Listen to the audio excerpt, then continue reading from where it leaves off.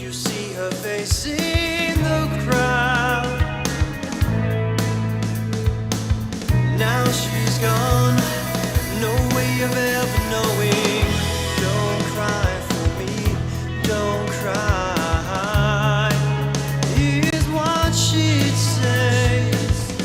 Don't cry for me, don't cry.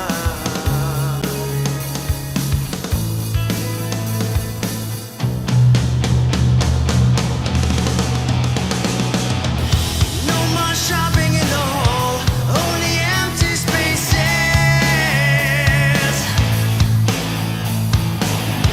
Brand new kitchens, black and white. I feel the house is dying, and I'm inside.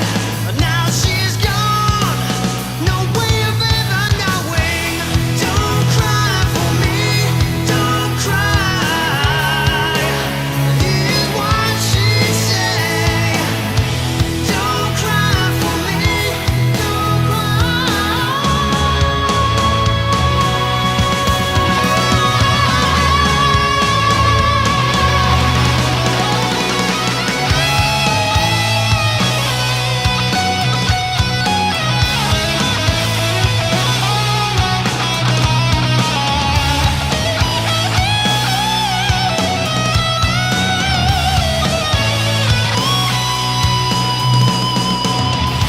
Every time I think of you, I just break down. I miss you more than I ever could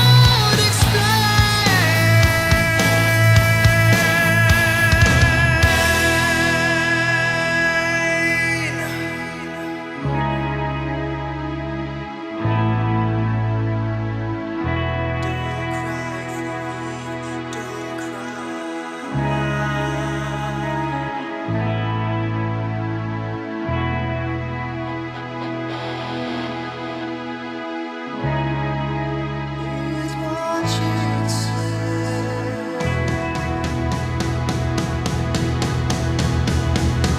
She said, don't cry.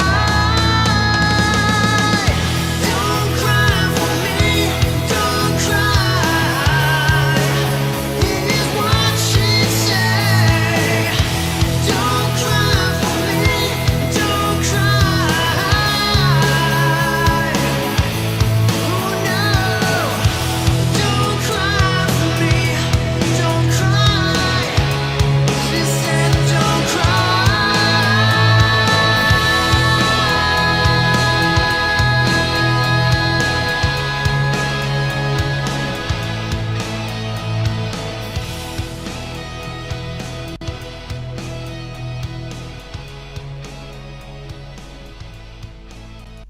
Hello ladies and gentlemen, welcome to another live stream Tuesday, and it has been a while since we started with Don't Cry featuring my sister in the video. So somebody was asking what my sister's name was or couldn't remember. It might have been Howard, but my sister's name is Joanna officially, but she goes by the name Jojo. That's just what she prefers, so there you go. And let's see who is in the live chat room tonight, as Howard's already in there. We've got Paul, M, Ev, Ram, Ro, Selma, Steve, Digging the Vibe, Desert Deluge, Anna, Annika, Dawn, Bob, Debbie, Teresa, Ginny, Tammy, Billy, Annika again, Charlie, Barbara, Barbara R and Barbara E, and Mimi 321. If that had been Mimi 123, then that would have rhymed and it would have been, well, I'd say it would have been great. It probably wouldn't have been, but I'd have liked it. Anyway, let's get on with tonight's live stream. I can see all of these emoticon type things going off at the bottom of the screen with the hearts and the happy faces and things. So thank you guys for clicking on those things, whatever they are, at the bottom, going a little bit crazy. But yes, thank you for joining me on this Tuesday night, which is a warm one tonight. I've got the air conditioning going, and surprisingly, before I have a live stream when it's quite a warm day, I mean, yesterday it was quite warm, probably in the mid to high 20s. I think today was the same. And I saw on the weather that tomorrow might be in the 30s, and this is like degrees Celsius. And they said if that does happen, that we get into 31 or 32, then it's the hottest day in September since either 2016 or like 1950 something. So this is what happens, that you occasionally get these days that happened like 80 years ago, when it just happened to be a hot day in September. And I know that some people say, oh, but if it was that hot in September, why is it now that we're saying it's global warming that's causing everything? The problem is now, the last time it was that hot was in 2016. Now it's happening again in 2023, and no doubt it'll happen again in maybe 3 years, and then maybe 2 years, and then 1 year. We'll just have to get used to the fact that, yeah, in this particular month, it's now summer, where it never used to be summer. So, anyway, yes, that is it. Really hot today and tonight. I've got the air conditioning unit, but I was going to say that my Apollo 13, just the things that I do to try and keep the air conditioning going, because I have it in a different room and then run a tube through to this room so that it's not really loud, so you guys can still hear me talking, because it's quite a loud unit. But the things that I do to maintain it, usually before I start the live stream, it all falls apart, and then what I'm trying to do doesn't work. But thankfully tonight, for some reason it worked what I was trying to do. I had out my Velcro tape, which by the way is my top tip for not only keeping your cables nice and neat, but just for everything. Because if I didn't have this Velcro tape, trying to get one size of tubing for the air conditioning stuck into another size of the tubing that isn't the same size, it means that I can get the Velcro tape. When I say Velcro tape, it's like grippy on one side and fluffy on the other side. So then you can tighten it up as much as you want and then effectively stick it, and then when you're done you undo it. Whereas what I got with the air conditioning unit were cable ties, which of course once you've tightened them up, then that's them done. And you know, you have to try and get the scissors underneath, and it's really difficult. But by using this Velcro tape, it means that you can attach it and then undo it and then put everything away to make it neat again, which gets a double thumbs up from me. So that's my top tip: Velcro tape just for everything. Pretty much, I do use it for everything. Any wires that are where they shouldn't be and all tangled up, I just get that out, cut it to size, Velcro tape it together, and then it's all good. But anyway, enough about my Velcro tape, and I can see Maria saying duct tape. So yeah, I think it's just something that's, I don't know, it must be a musician thing that there's always gaffer tape, as I've called it before, but duct tape, there's always that kind of tape within arm's reach for a musician because you just seem to use it all the time. And especially when you're playing live, and this is something that venues have more often than not. Sound engineers who are okay and normal people, but then sometimes you get a particular venue where the sound engineer is just an absolute weirdo, and yeah, he'll gaffer tape literally everything. So when you go to move on stage, you realise that he's gaffer taped your lead to the front of the stage, so now you can't move, all that kind of stuff. But they are sometimes obsessed with making it look really neat, to the point where you now can't use your effects pedals anymore because they say, oh no, you can't put that there because it doesn't look neat enough. So anyway, enough about that. For tonight's live stream, we are going to be aiming for the likes goal of 345. So if you can leave a thumbs up as you come through the door, that would be much appreciated.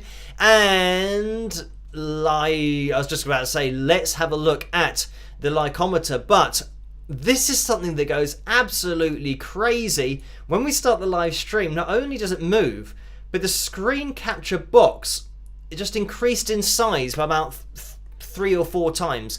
So rather than just seeing the number, you'd see like probably the whole of YouTube. Right, let's get the likeometer up on screen now that I organised it.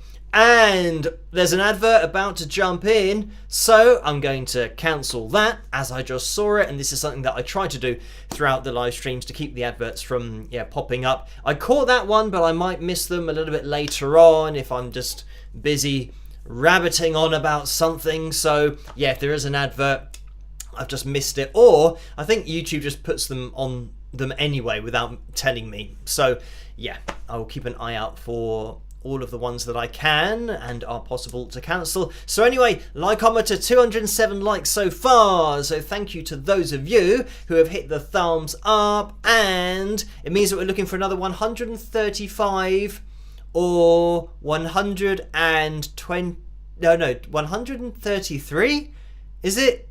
Or 100, it's moving. I was trying to work it out for 212, but now it's 215, and that's 260. So I won't try. It's too difficult for me to work it out when it's moving so quickly. But 215 would have been what, 130.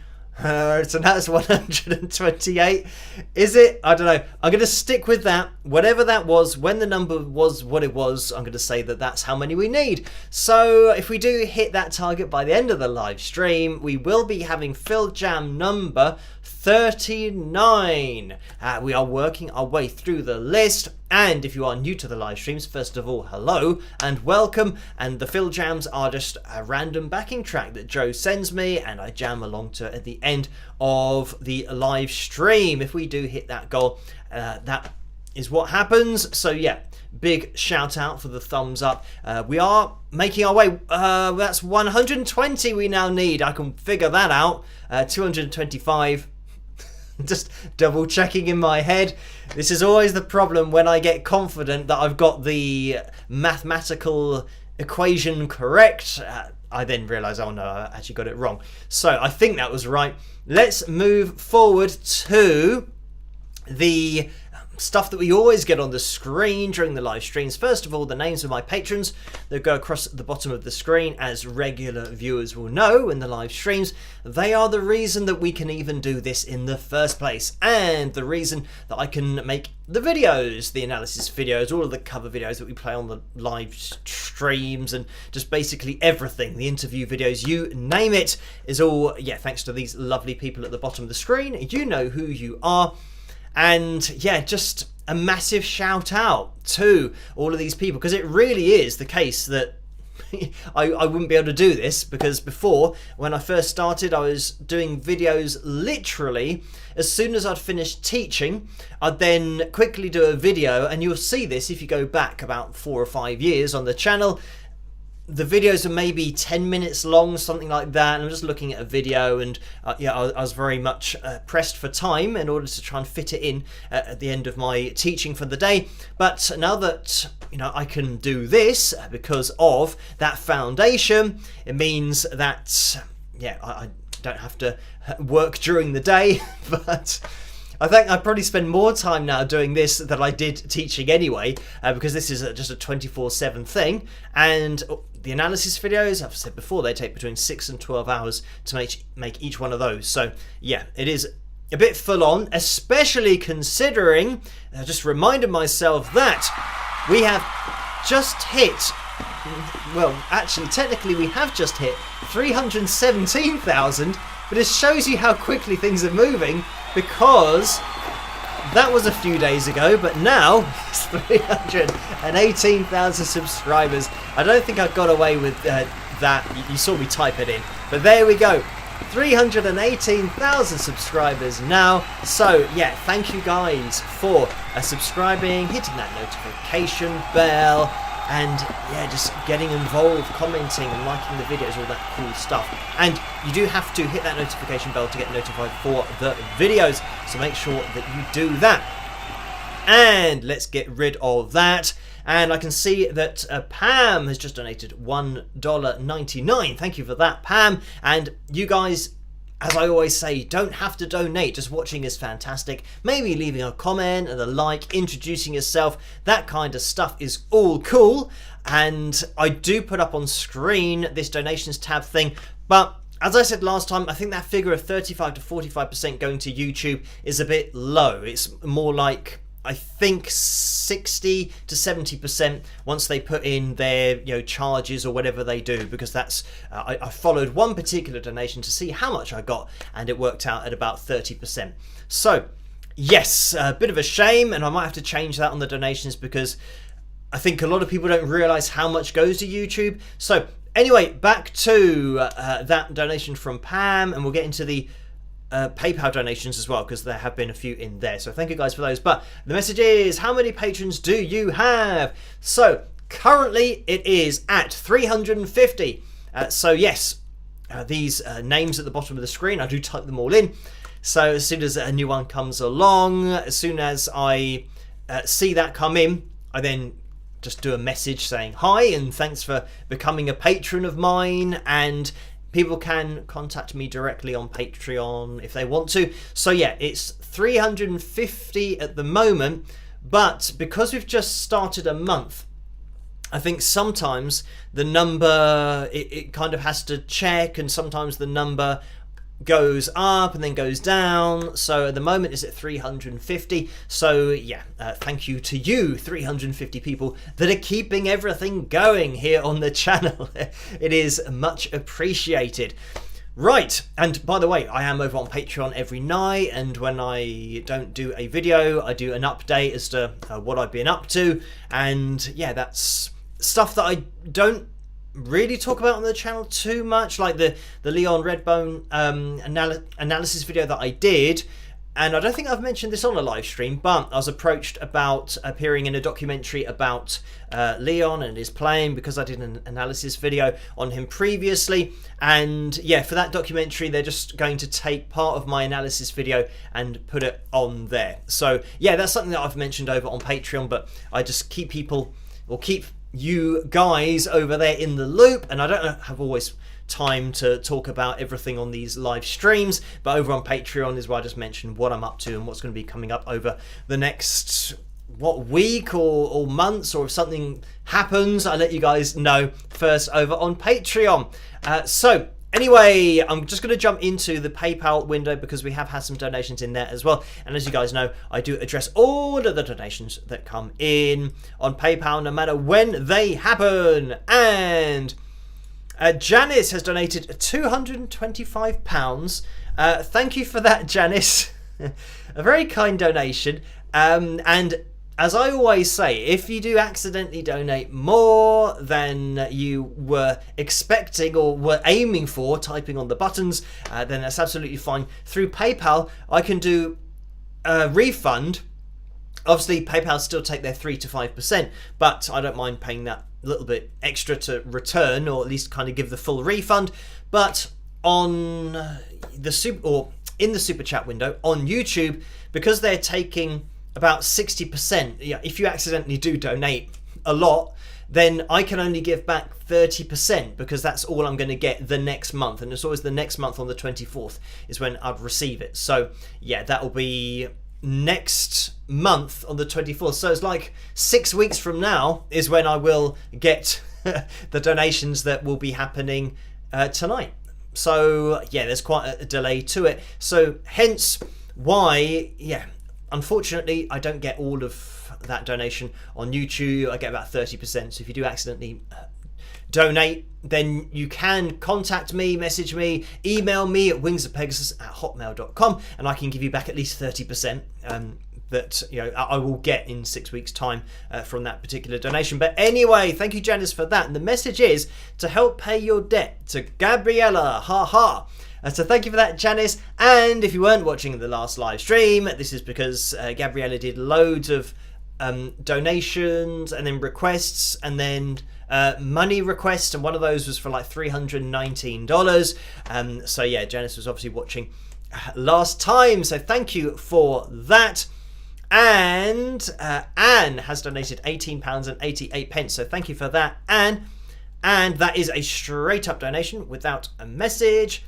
And Gabriella has cancelled a money request, so thank you for that. And that was a request of $25, and then cancelled the request for £25. So thank you for cancelling those. And then we've had a donation of £100 from Evan. So thank you for that, Evan. Another very kind donation in the PayPal window, and that is just a straight up donation. So yeah, thank you very much for that. Maybe people have been seeing those previous demands of money over on PayPal, but yeah, no money has been demanded of me on PayPal, just to set the record straight. So yeah, thank you for these donations. Roseanne has donated £5 as well. Thank you for that, Roseanne. The message is, hi Phil, did your beginning guitar students start on an acoustic or electric guitar? What would be the advantages of each choice? So thank you for that. And I would say probably it's more of an advantage if you can do to start on acoustic guitar, because that's what I did, and the strings were heavier. Your technique's got to be pretty good and probably better than playing electric guitar. If you're playing an acoustic guitar without an amplifier and everything like that, you've got to make sure that you can pick the strings and get them to sound, and you don't have any effects to rely on and all that kind of stuff. So yeah, I started on acoustic guitar, which looking back was probably an advantage for me, but it depends really, because if you are quite young, I mean I was 11 when I started playing, so I was not really young, and my hands were, you know, growing, and I was growing as a person, and I could hold down the frets and get them to sound. But if you are, you know, maybe a few years younger than that, it would be an idea probably to start on electric guitar because of the lighter strings, and maybe for it being easier to play. If a kid at age, you know, maybe 6 or 7 started playing an acoustic guitar because the strings are heavier, they might hurt their fingers, and then they won't like it, and then they'll stop playing because, you know, it's hurting their fingers and all that kind of stuff. So I think, yeah, whatever makes it easier on the fingers for young kids to play, then yeah, you should kind of push them in that direction. Just playing the guitar is the most important thing. And again, I've mentioned this on the channel before about kids that want to learn to play the guitar and kids that aren't really that interested, but their parents have made them do it from a very young age. And that's when you see kids who are technically proficient at the age of 6 and 7. It means that they've been playing probably for multiple months, if not years, to get to that point. So then, yeah, for me, it's a little bit of a question of, did the kid actually want to play, or is it the parent making them play this instrument that they don't know anything about, and they didn't see a band that really inspired them or saw a guitarist, they were just told to play this thing by the person that they look up to. So yeah, or, you know, the parents and kids believe anything the parents tell them, because they don't yet have a brain to make, well, they don't have the intelligence to make an informed decision about, do I want to start learning this instrument, and do I have a natural passion for it? So it's almost like, yeah, they're being told to play this thing, and they think that's what life is, that I've got to do this because my parents told me to do it. So yeah, I think for very young players, it's always a potentially ethical question that you can put into the mix. But I think maybe from the age of 8 or 9 or 10, then kids sometimes get a vibe as to what they want to do. Like my nephews, who are, you know, approaching that age, and they're into their, you know, football. They know what they like doing and what they enjoy doing, so they can then make informed decisions themselves about what they want to do, rather than me saying to them, right, you've got to start learning guitar at age 5. You know, and giving them a half-size guitar and saying, yeah, get on with it, and, you know, practice for 3 or 4 hours a day when you get home from school. And they say, oh, but what's all this about? They don't even know what a guitar is. Of course they do now, but there's always that ethical question for me. So I'd say, yeah, for kids that are playing at a young age, but hopefully not too young, then I'd probably just make sure that they're playing a guitar that is comfortable for them. Anyway, thank you for that, Roseanne. And moving on, we have a donation from Nicole as well for £12.20. So thank you for that, Nicole. And the message is, hello Phil, I'm leaving the hospital, it's okay, and I come to join this dear live stream. Phil, do you like French cuisine? In France, we are better at cooking than at music. It's you Kisses and rock. So thank you for that, Nicole. And I mean, in terms of French cuisine, I haven't really had much of it, apart from like baguettes. You know, that's just something that we have here quite regularly, that is just from France, or at least a type of bread that's from France. But I can't think of many French things that I've eaten. But here in England and in the UK, the thing that we don't get about, or we don't eat them here, are snails. They're things that we just have in our gardens, and more often than not, people don't want them in their gardens because they start eating, you know, the leaves and killing plants and all that kind of stuff. So yes, I've never had anything like that, and I can't even think of anything French. And it gives you obviously an insight into how much French cuisine I've eaten, because I don't really know too many French dishes. So thank you for that, Nicole. I mean, I'm very much, I'd say, very much an English diet person. And I mean, when I've been over to the USA, when I say that, I say it as if I go all the time. But as you guys know, I went to Florida when I was a kid. I went to Disney World. So I'm not drawing on many experiences, but the food over in the USA is very similar to here in the UK. And we have, you know, they have the same fast food places like KFC and McDonald's and Domino's and all those kinds of places. So yeah, and I've mentioned before about them having just loads of flavours of basically everything ever. But thinking about other countries, I know that here in the UK, actually, I'm not sure whether it is like a national dish, but our national dish is generally like fish and chips, or the full English breakfast, or that kind of stuff, which is like, you know, sausages and beans and tomatoes and yeah, bacon and all that nice stuff. And you know, I was going to say spaghetti, but that's something that I add to mine. Instead of sometimes beans, you can get spaghetti and tomato sauce, and I have that instead of beans. But then sometimes I do like beans. But anyway, enough of my English breakfast that I have usually for dinner. I don't have it in the breakfast time because it's too much for me to eat. I'm not a big eater at breakfast, maybe just a small cereal or something, or some porridge with 5 different types of fruit in. They say you need to have 5 bits of fruit a day, or 5 portions of fruit a day, so I stick it all in my porridge and have it in one sitting. So that's how I deal with that side of my diet. But anyway, yes, I was going to say, I didn't know whether the, you know, curries, like Indian curries that we have here in the UK, whether they're a national dish or not, because everybody eats them, because there's such a huge Indian influence in this country, and that part of, you know, cuisine, or that the cuisine of that country, because a lot of people have moved here from abroad, and there are particular sections where, yeah, just curries obviously became part of the norm, and then you had curry houses, and all the English people who went along to these curry houses, you know, probably decades ago, and thought, oh, hang on, this is quite nice. So yeah, it's just quite a regular thing now for the UK to have a lot of curry houses, but also just a lot of people like myself that have curries. But I don't have the spicy ones, just a nice mild one for me. I know that they do get super spicy, but I'm not particularly into those kinds of ones. So anyway, thank you for that, Nicole. And Paul has donated $5.50. So thank you for that, Paul. And the message is, congratulations, Phil, on 318,000 subscribers. Let's have fun tonight. Spike those likes, all y'all. So thank you for that, Paul. And here's a plug of the mug. We always do that, or I used to always do that when Paul or Orlando would say spike the likes, but I sometimes forget to do it. If you want to get your hands on any of the merchandise, click on the tray underneath this video. If there isn't a tray, then there's a link in the description below, and you can get your hands on a mug or a bucket hat, a cap, and hoodies and t-shirts and lots of stuff you can find over there.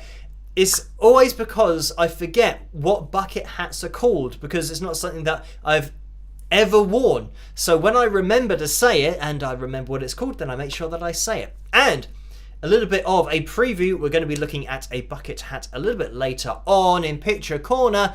And this is the thing, that if you are a Facebook user and you want to head over to the Wings of Pegasus supporters group over on Facebook, then you can upload a picture of you with your merchandise, whatever it may be.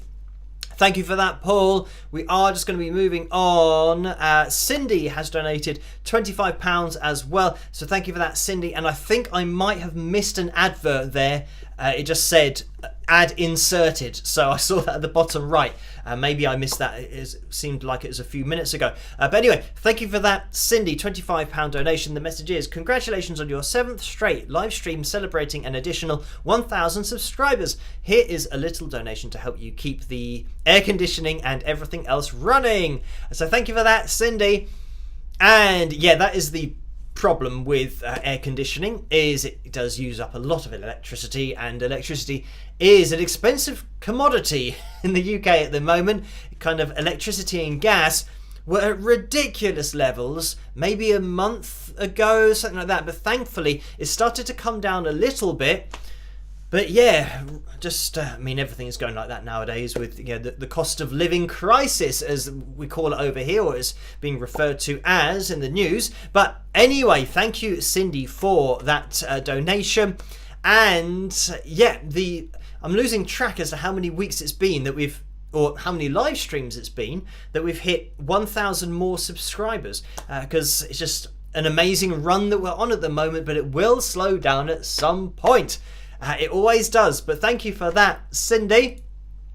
And Steve has donated £5 as well. Thank you for that, Steve. And the message is, what are the advantages or disadvantages of having the action on your guitar set high or low? So thank you for that. And I'll try and answer this quickly. If you've got a lower action, it means obviously the strings are closer to the fretboard. So you can generally play notes more quickly after each other because you don't have to push it down as far. And this is something that some people do comment on. And when I did a video on Michelangelo Battio, who, you know, plays very fast guitar, or Battio, however you want to say it, depending on where you're from, but they were saying about his action, and I say in the video that he had quite a low action, and then some people said, oh no, he's actually got quite a high action. And it's all about what you consider a high action, because I had a classical guitar that was literally about 1 centimetre. That's how far it was away from the guitar neck. So some people say, oh, he has quite a high action, and then they talk in terms of millimetres. But when, talking about action, I would say generally, unlike a Fender Strat, you've got a relatively high action, or at least I have, and yeah, in terms of kind of distances from the fretboard, you know, the lower the string is, generally the faster you're going to be able to play, just due to physics, that you can push it down and it takes a shorter time to go on to the fretboard because it's closer to the fretboard. When it's further away, that means that it takes longer to push it down, so therefore you can't play the notes quite as quickly on that particular guitar with the higher action. And I can certainly, you know, testify to that, if that's the right way of saying it, because I've got a gem here, which is Mario's gem that he sent me, and I've got the Fender Strat, which Fender sent me, and the Fender Strat is considerably higher with its action than the gem. So with the gem, I can play passages a lot faster than I can on the Strat, just because on the gem I'm closer to the fretboard, so you don't have to spend time actually getting the string onto the fretboard. So anyway, that's a difference, just being able to play fast. But then having a higher action, I would say, again, I like playing, you know, rock and blues sometimes, especially blues actually, on the Fender Strat, because it's got a higher action, and it means that when you're doing bends, there's more leeway for the string, or at least more space for the string to go underneath other strings, so you have a little bit more control. Or if you want to kind of collect strings on your finger, I mean, that's something that I do, but this is kind of looking at technique in a lot of detail, that when I do a bend, it means that the other strings are now collecting on these, you know, the fleshy part of whichever finger I'm bending with. So it means that they are muted. But when you've got a lower action, when you bend up, sometimes the string is now making contact with the other string because the action is so low that if you imagine the other strings, like when you're bending a string, it means you're pushing the string down onto the fretboard. The other strings stay at the same height. So then when you bend the string, they're not getting caught with any other string. When you've got a really low action, when you push down, it's now not gone the width of the other strings. So then when you do a bend, it starts hitting into those other strings that are above it. So, I mean, that's a potential negative depending on your technique. I mean, I can edit my technique for depending on how low or high the action is. It's something that you kind of get used to playing or get used to doing when you're playing guitars like I've got, which have got, you know, different actions to them. But if you're just used to playing one type of guitar, like if, say for example, I gave that classical guitar that I had to a very technical player, I guarantee you they would not be able to play fast on it.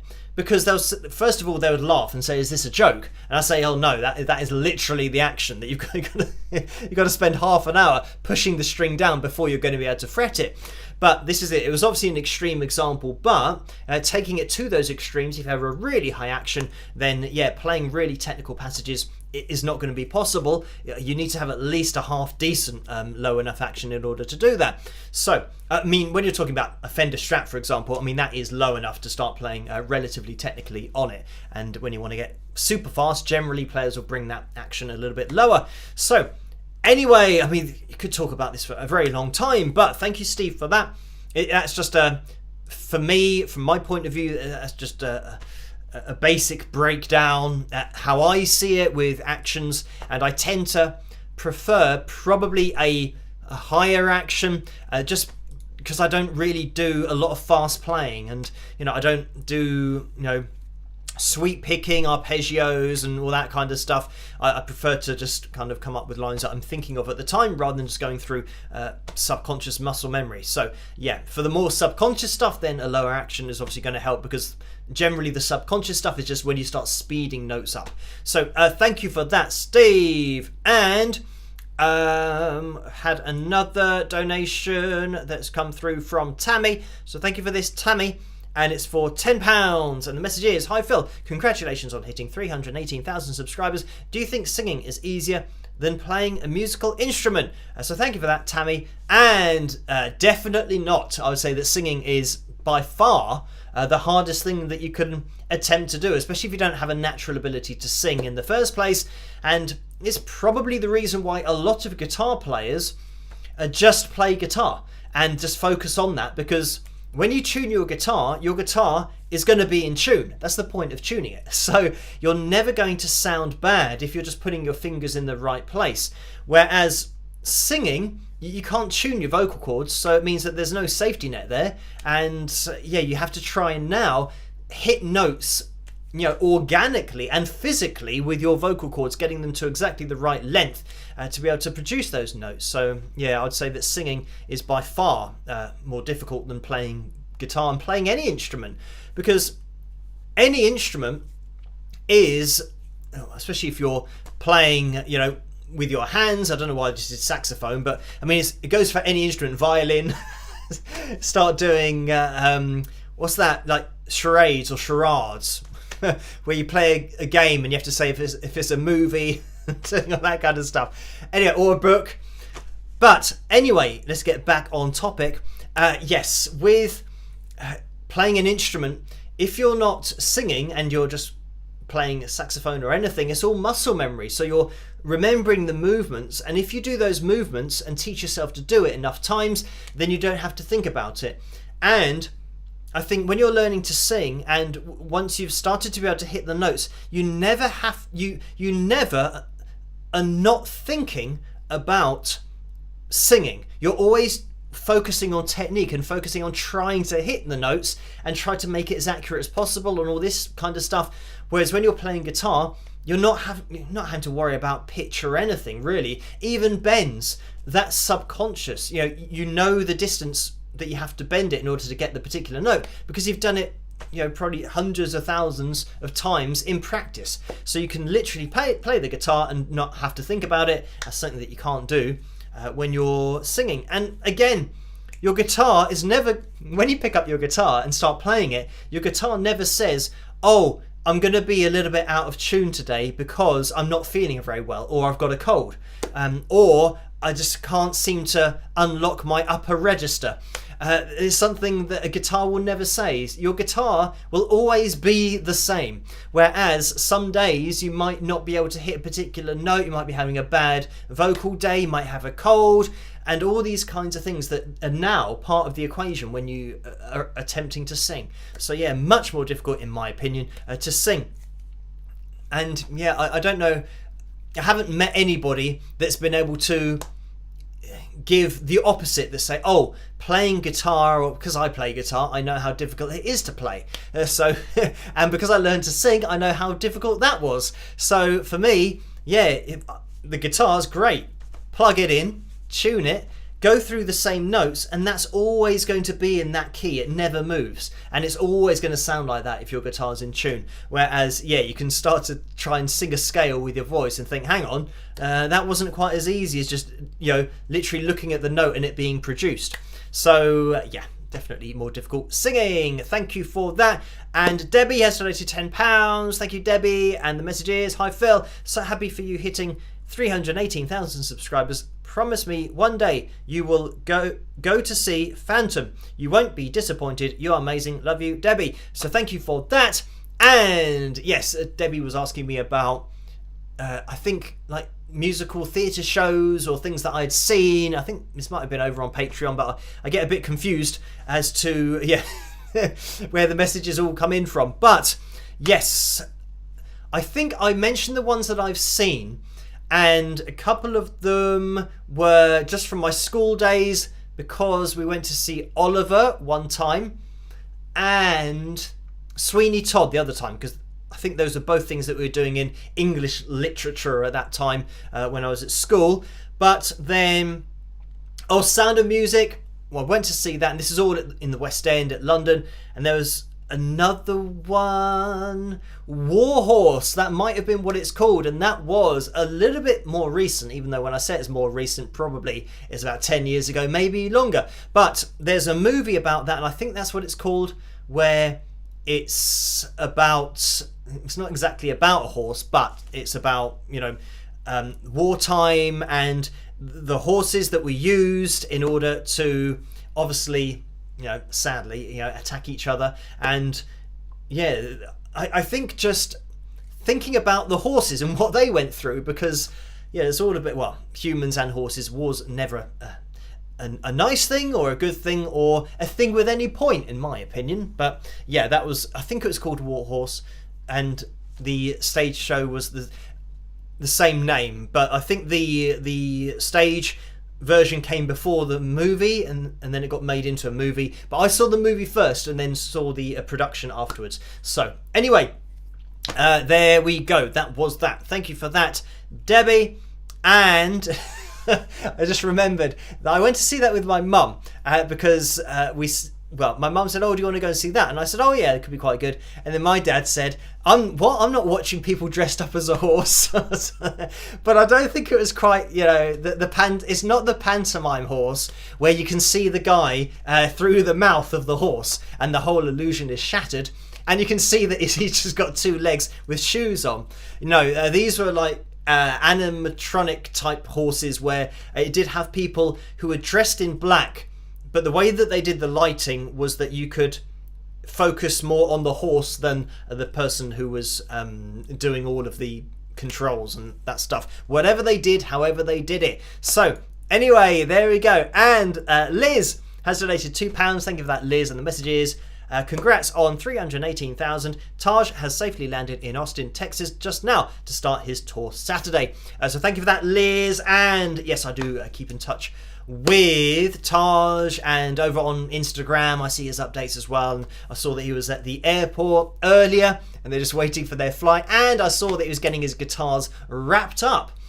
So yeah, good to know that he's landed safely, and I mean really at the start of his US journey now that he's over there and he's got his visa through as well.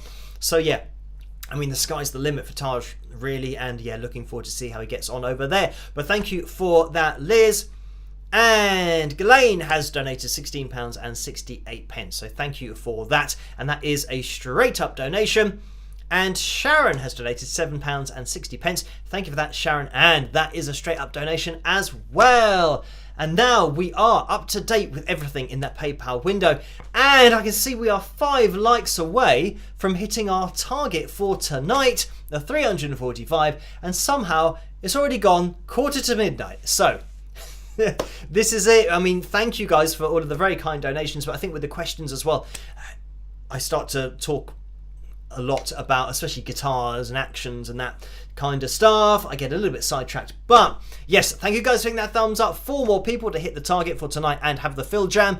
And I can see on the screen that the Strat is plugged in for tonight.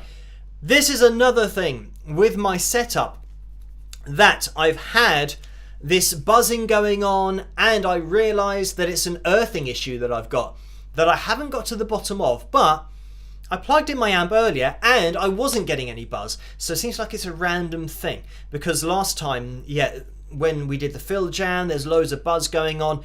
And this is something that I'm going to have to get to the bottom of, because there was a situation where I amped up my Mustang, my Fender Mustang amp that I use mostly for these live streams, just because it's more convenient. It's kind of down there, as you can see, but it's just the LT25. But anyway, it was buzzing a lot. So then I kind of touched my lead and the buzzing stopped. So it meant that I was providing the earthing but obviously without getting electric shock. But it then went away. So I then unplugged it and I went over to my amp behind me, my Line 6 HD 150, if you want to know, Spider 3 HD 150. And anyway, that was buzzing as well. And I touched the lead and it stopped buzzing. So I thought, well, I wasn't really sure what was going on. And then I touched this microphone just to readjust it to get it in position. And the buzzing stopped on my amp. And I thought, hang on, what's going on here? So there's something weird is going on, because my amp back there is plugged in to a totally different socket. It's totally independent from my computer here, but touching this stopped the buzz happening through my amp back there. So yeah, there's some kind of witchcraft going on, and the fact that it's not happening now makes me think it might be something to do with just the electricity of the house or something, because if it was something that was a fundamental problem, it would be buzzing all the time. So anyway, and we'll find out later on in tonight's live stream, because we have just hit the target and gone past 345. So 345 in sequence we have now passed. So we will be having a fill jam and we'll listen out for the buzzing if it happens. And I do have the wah wah plugged in as well, so we might have a bit of that action going on. So anyway, let's get organised with everything, because I know that we've got through the PayPal donations, but we haven't got through the donations that happened in the Super Chat window. So thank you for these. And Ed2276 Music donated $20, so thank you for that. And the message is, have you heard of Filipino girl group Fourth Impact? They were on X Factor UK 2005 as Fourth Power. So thank you for that. And yes, I have, but only recently due to an email and a request that came through, I think, from my website. So yes, I do know of them, but as of probably 3 or 4 weeks ago, maybe. I can't remember when the message came through. But before that, no, I hadn't heard of them. And yeah, I hadn't seen them on X Factor. I don't generally watch X Factor or the other shows, what they call The Voice. That's another one that I think they have. So yeah, before that it's called Pop Idol, and then there's like Pop Stars, and then something like Pop Stars The Rivals. There's so many talent shows, and you can see that as soon as they found something that made a lot of money, they started just doing loads of these singing talent shows, because obviously they realised, oh, hang on, we can feature other people. We don't have to do any work. They come along and sing.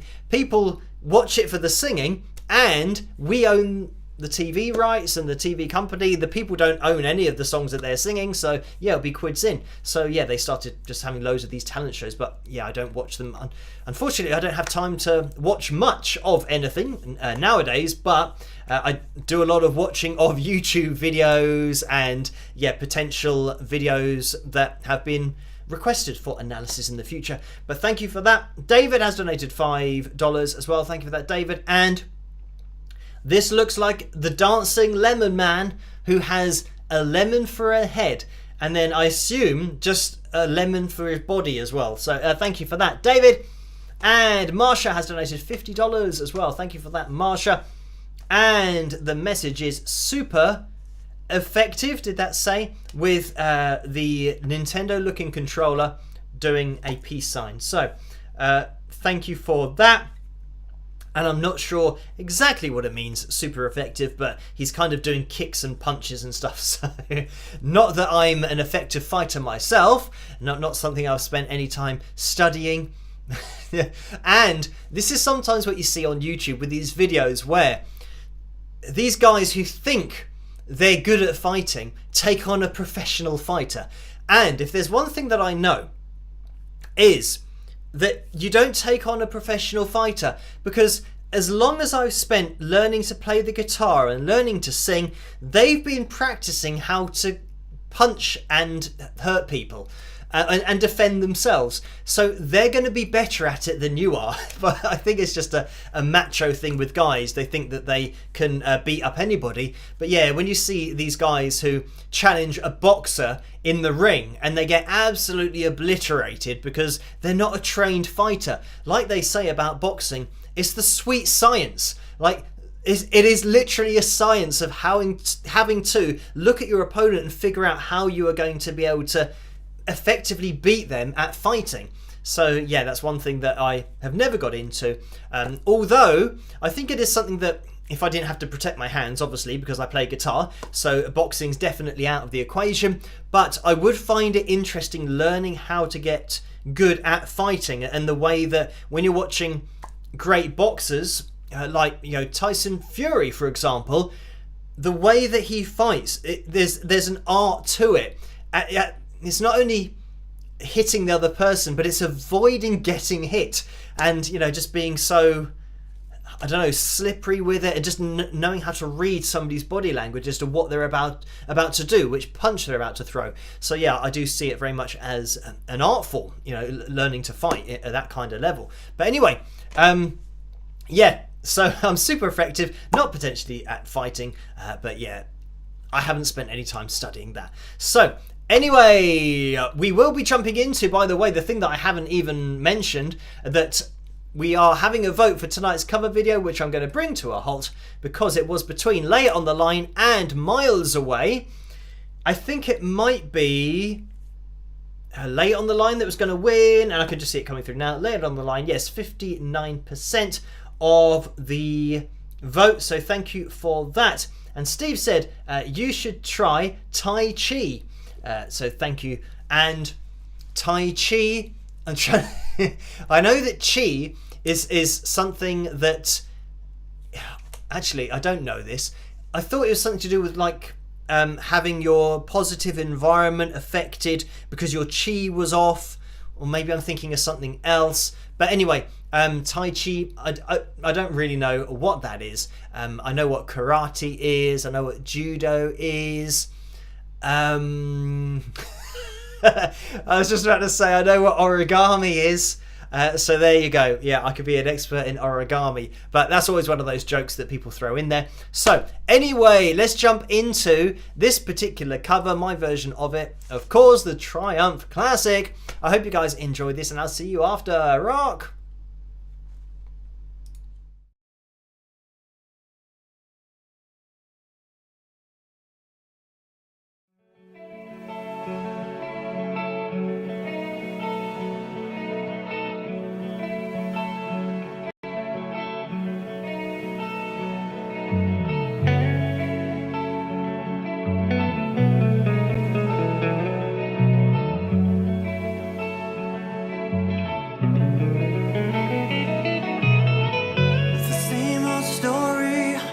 all over again.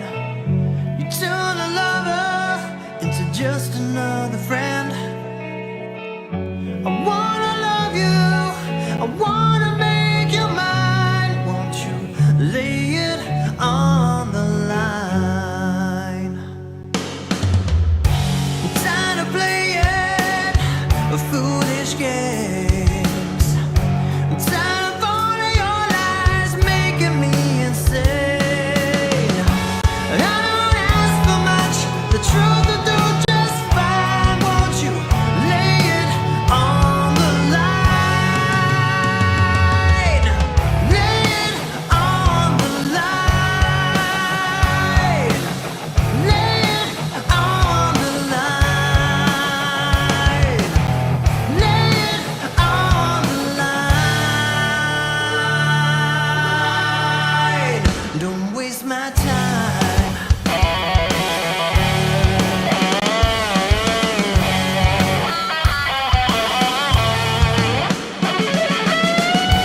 Got no right to make me wait.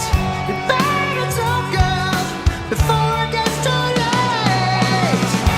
Never ever thought you could be so unkind. Won't you lay it on the line?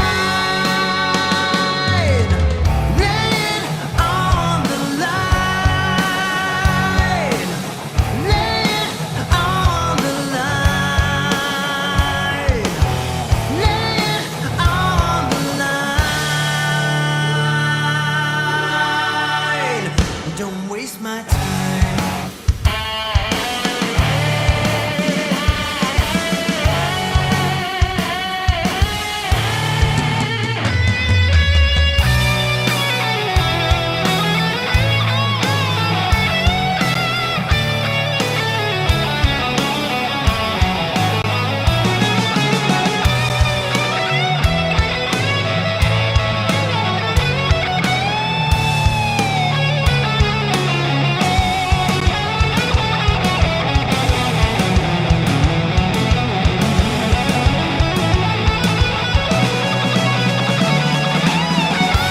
No, I love you.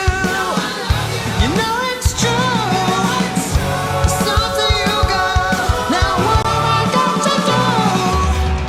Don't hold me up, girl. Don't waste my precious time. Won't you lay it on the line? Lay it on the line. Lay it on the line. Lay it on the line.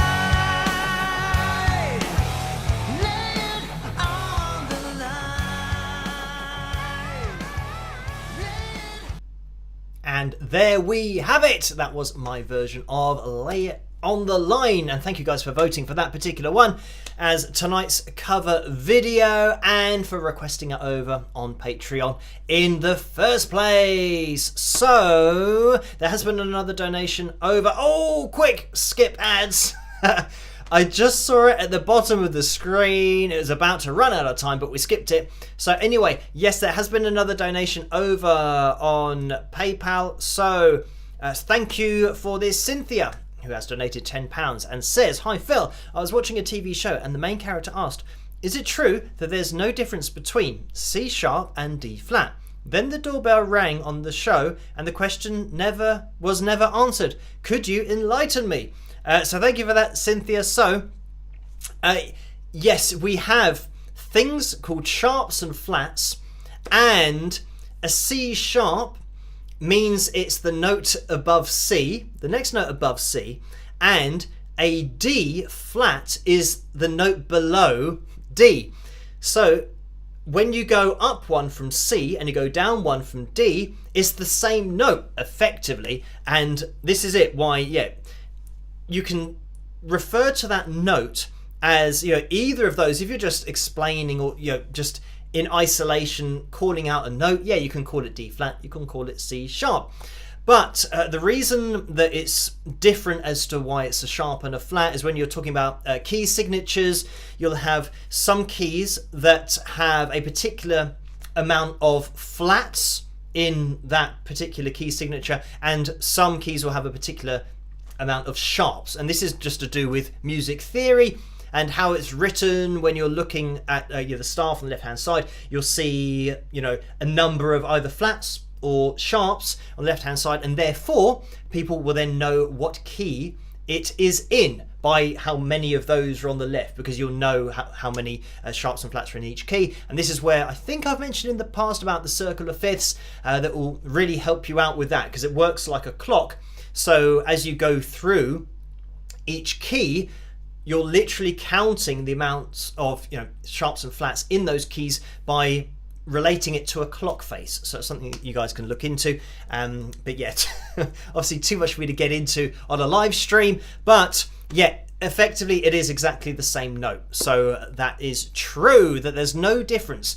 But this is the other thing, that some people, and people like this do exist, who are really into music theory.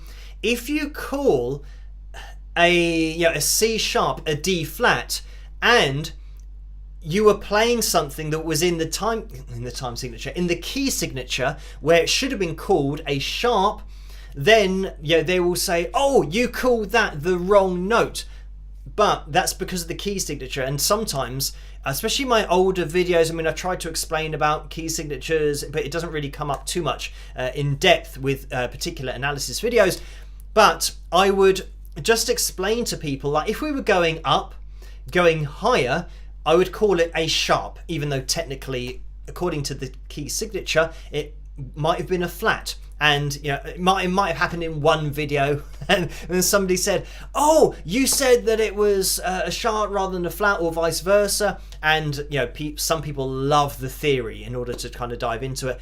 I'm not that bothered, because for me, especially with my videos, I do try to now make sure that I do refer to the key signatures as well. But for people that want to get the correct classification of a sharp or a flat based on the key signature, then I now do that. But for people that don't know anything, if you just say that sharp is when you're going higher and flat is when you're going lower, it gives them the right idea that going from one note to the next, it means that you're going from A to then A sharp, B, C, C sharp, D, D sharp. So as you work your way through the notes, as you are ascending, you're going sharp. And then if you're working your way down, then those would be flats as you come down. But that's kind of the basic idea. So anyway, yes, exactly the same. It is the same note, those two. Hopefully, that kind of explains it, but obviously it'll be easier to explain getting into a bit more details, but you don't really need to get into the details because music is sound. We don't have to write it down in order to hear something. Whenever I think about music theory, I consciously try and avoid it as much as possible, because I feel like it's almost like playing with shackles on, because you're thinking about keys, you're thinking about notes, you're thinking about scales, you're thinking about modes, rather than listening to sound and thinking, well, what sound do I want to make with this sound? If you can bring it down to that kind of level, then you can just create and not have to worry about anything really, and just let somebody else write down what you just did, because you're in that creation mode, rather than what I'd say is, I don't know, the more technical kind of writing down side of the brain. I know that they say that there are two sides to the brain, that you've got the creative side and then the more technical side that works with figures and numbers and all that kind of stuff. And these two sides are totally different, and the brain switches depending on what it's doing, and you can't blend these two things together. So for me, I might just have a brain that is very much on the creative side, and as soon as I start thinking about anything technical, all of that creation goes out the window and I can't play anything. Especially if you're playing over the back of something, or over the top of something that's a backing track that you've never heard before. You can't afford to have technical stuff going off, or I can't, in my head, because it means I won't be able to play. I've just got to listen to the sound and make a sound. So yeah. Anyway, that is theory and all that kind of stuff. And yeah, I'll have to think about it in the future. I've kind of got this idea about doing something in the future that I might do, I might not do, is up in the air at the moment, but I'll probably mention it over on Patreon. in the coming weeks as to something that I might be doing in the future, just to do with this kind of creation side of playing and music and everything. So anyway, it is 6 minutes past midnight here. So we are going to be probably jumping into the fill jam now, 7 minutes past. So I don't know how long the backing track is going to be. We're probably not going to be having a riff of the week or a fill tune because we're going to run out of time because I've been just talking randomly about lots of different things. So we are going to be jumping into, what is it? I always forget which number we are on. It's on the screen somewhere. Number 39. So we are going to be jumping into it. And I'm trying to remember, I can see people talking about, Elaine says, you're a major right brainer. So thank you for that. That almost sounds like an insult. But thank you for that. I'm trying to think of the official word for the opposite of the creative side of the brain, because there is an official term for it, but I can't remember what it is. But maybe somebody can come up with a better talk. A better talk? I just saw hair talk coming in from Joe, so I just literally said what I saw. But but no, a better word for the other side of the brain. Oh, and Cindy says Picture Corner. Thanks for reminding me. That's something that we do have to go and take a look at. So here we go. This is Picture Corner. We will jump into here. And let me actually get the screen capture so you guys can actually see what is going on. I'm doing this in a little bit of a weird way tonight, but hopefully it's going to show up on the screen. I don't know where it's going to show up on the screen, if I can even find it. Okay, there it is, and it's in the middle of the screen, which is always a bonus. So here we have Marge, and Marge has a Fill Tune mug and bucket hat, by the way. So thank you for sending this in, Marge. And it says with it, the truck in the background was found at a flea market. It says Wrecking Crew on the side of it. So thank you for that, Marge, for sending that in, and for Laura linking me to that particular picture and the message as well. So Wrecking Crew, I'm sure everybody knows who they were in the live chat room tonight. I mean, we're often a very well informed audience on these live streams. So yeah, I would say it's a bit weird to have Wrecking Crew on the side of one of those truck things, or like do we call them? Oh, I thought it's like a quad bike, but it's like a monster truck thing. Because of the scale, I'm assuming it's like a toy one and not an actual one, and it's actually really far away. So I'm assuming that is the case. But yeah, it is a bit weird to have Wrecking Crew on the side of it, but there you go. Maybe it's just a sticker for the Wrecking Crew. So thank you for that, Marge and Laura. Right, let's try to get back to where I am. I have to do this in reverse order. We'll click on that, and we click on that, and we are back. So yes, if you guys want to model any Wings of Pegasus merchandise, then you can head over to the Wings of Pegasus supporters group over on Facebook, join in there and upload your pictures, and then I will get linked to them and show them on the live streams. But let's get into the Fill Jam for tonight, number 39. And I can see that Joe's sent another message, which I will answer tonight, even though it is technically tonight, but I mean after I finish everything and get into the messages, as is a nightly routine for me. Right, let me click this through on the advert and skip that, turn it up. So this is a groovy, and this is the name of the video, by the way, a groovy Mississippi Blues 12 bars in E. So there we go. It's going to be from the channel Ice B, or Ice B. What am I trying to? I'm trying to think of the word for the line, because it's like, it's not. Is it a dash? I don't think it's a dash. But anyway, it's like Ice little straight line dash B topic. So that's the name of the YouTube channel. Oh, I can't even think of there's a word that my brain is trying to give me, but it's not giving it to me. So anyway, to try and explain what it says, but it's just like Ice-B is what it says. Ice-B topic. So there we go, and let me... Oh, my seat was already up.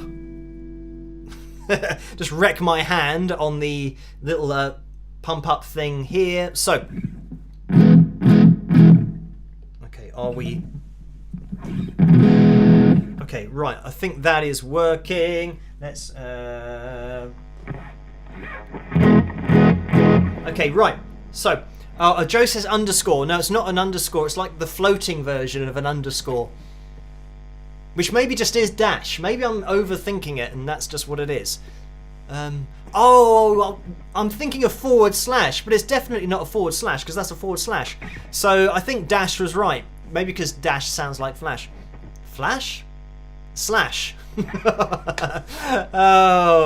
Yeah. So anyway, slash, dash, you know what I mean. That almost sounds like a song. So let's jump into this. Oh, we're just about to have an advert. Let me skip over that so we can actually do the fill jam. And, oh, hyphen. That sounds like it might be what I'm trying to say. Hyphen. Maybe. I'm going to have to check what they are. So, right, let's get into this. It's going to be 6 minutes and 40 seconds in length. As for the levels, who knows? Let me know in the live chat room as to how loud or quiet it is. Obviously, I have to be able to hear it.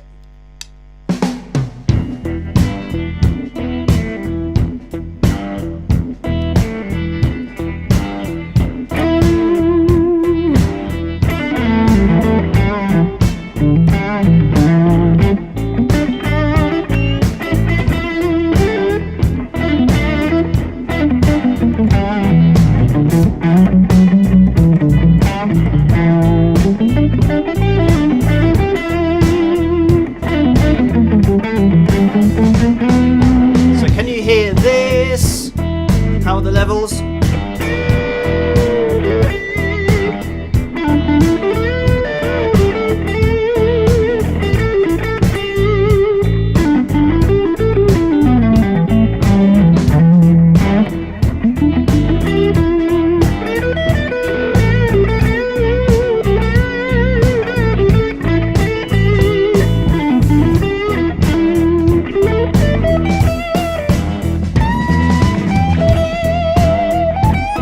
Okay, I think we're pretty much okay. Okay, some people are saying more guitar, some people are saying it's fine.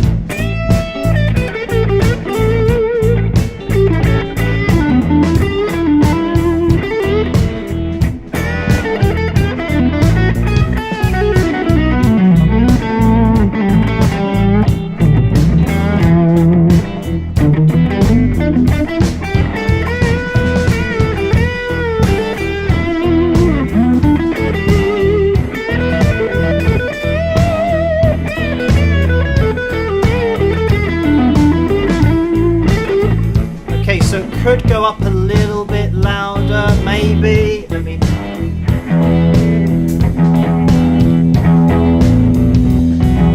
I can't really judge if that's going to be loud enough.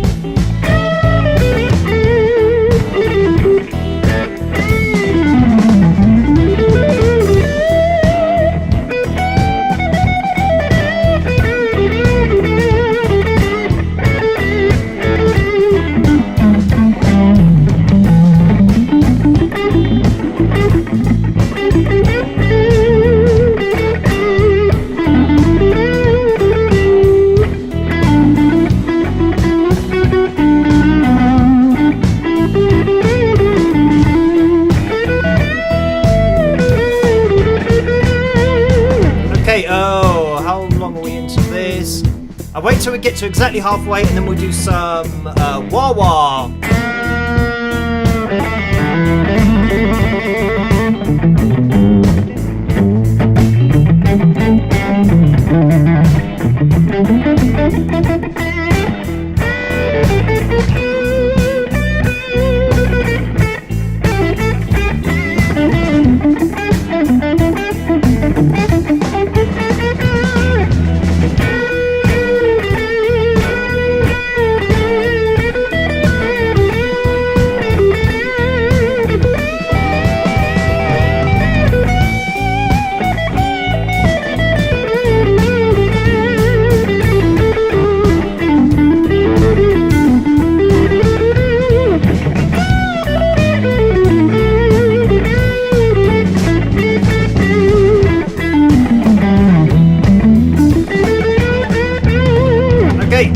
to use my weight that I don't have to try and turn this on. I think I did it.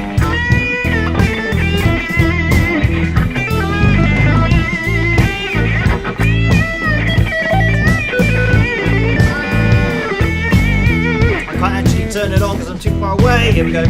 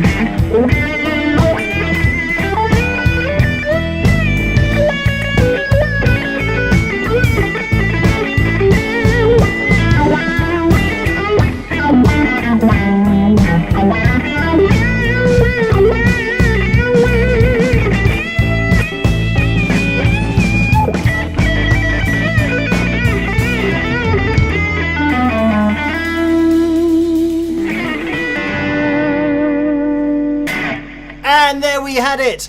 And we had an ending. So it meant that I could actually do an ending type thing rather than the fade out that we sometimes have, or the most dreaded sudden end of audio file, and then we can't really do anything about it. So there we had it. That was Groovy Mississippi Blues, 12 bars in E from Ice -B topic. I think it is hyphen is the word that I was looking for. So thank you for that.